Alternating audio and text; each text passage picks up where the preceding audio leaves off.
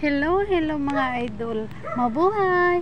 At dahil marami na namang bunga mangga natin, ay pinaani ko na siya. Eto at mapupuno na yung isang sako. Malalaki na siya at napakaasim nito. Pero pag ito'y nahinog ay napakatamis dahil ito ay ang manggang piko. Ito yung mangga na kapag hilaw ay napakaasim pero kapag hinog naman ay napakatamis. At dahil sa dami ng bunga nila ay naglalaglaga na sila sa bubong at nakakagulat. Kaya pinaani ko na. Or should I say, pinapitas ko na. Yan na siya at napakalaki, di ba? At habang nalulungkit sila ay magluluto muna ako ng ulam. Yan.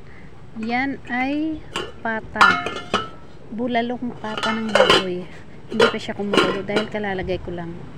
Palalambutin ko muna siya at mamaya ay lalagyan ko na lang siya ng pechay at repolyo. Yan, para style bulalo nga siya kahit hindi siya baka. Ito na ang mga mangga natin at dahil puno na ang sako ay nasa plangganang malaki na lang siya. Ayan, ayan, sa dami niyan at malalaki pa siya.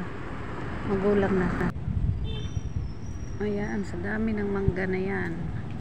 Masakit sa tenga pag bumagsak sa bubong. Ayan. Pwede na po yan hanggang sa Pasko at New Year. Kasi 'di ba pag Pasko at New Year kailangan natin ng prutas. Ako naman ay pipiliin ko yung mga malalaki at yun ang pahihinugin ko sa lamesa ko para umabot ng Pasko at New Year. Meron na akong mga prutas sa ibabaw ng lamesa. Lalo na pag nahinog na at napakatamis. At yung iba naman ay i-deliver ko mamaya kasi marami na rin akong pa-order. Ubos to mamaya. Bibenta ko na lang yung iba.